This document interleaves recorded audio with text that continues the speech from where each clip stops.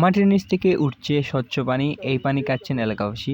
সুনামগঞ্জের নীলাদ্রির পাশে ঠিক এমনই এক পানির কূপ রয়েছে। অনেক বছর ধরে প্রাকৃতিকভাবে সৃষ্ট এই কুয়া থেকে পানি উঠছে, যা হাজার হাজার মানুষ খাবার পানি হিসেবে ব্যবহার করছেন। স্বচ্ছ পানির এই কূপটি সুনামগঞ্জের তাহিরপুর উপজেলার নীলাদ্রির ঠিক পাশেই রয়েছে। পানিটি খুবই শীতল, যার কারণে এলাকাবাসী খুবই তৃপ্তি পান। প্রচণ্ড গরমে গা শীতল করতে এলাকাবাসী প্রতিদিনই উক্ত কূপের পাশে ভিড় জমান। প্রাকৃতিকভাবে তৈরি এই কূপটি দেখতে যেমন সুন্দর, ঠিক তেমনি এটির পানিও খুব শীতল। হাজারো পর্যটক নীলাদ্রি আসলেও এই কূপটি সম্পর্কে অনেকেই জানেন না, যার ফলে তারা এই কূপের শীতল পানি উপভোগ করতে পারেন না।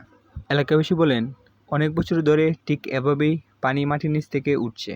এই পানি তারা হাজারো এলাকাবাসী খাবার পানি হিসেবে ব্যবহার করছেন। স্বচ্ছ পানির এই কূপটি দেখতে হলে আসতে হবে নীলাদ্রিতে। নীলাদ্রির ঠিক পাশে এটি রয়েছে। নীলাদ্রিতে ঘুরতে গিয়ে প্রচণ্ড গরমে, তাই একটু স্বস্তির আশায় আমরাও চলে গেলাম সেই কূপটির কাছে। শীতল পানিতে হাত মুখ ধুয়ে খেয়ে নিলাম খানিকটুকু পানি এবং তৃপ্তি পেলাম মনে।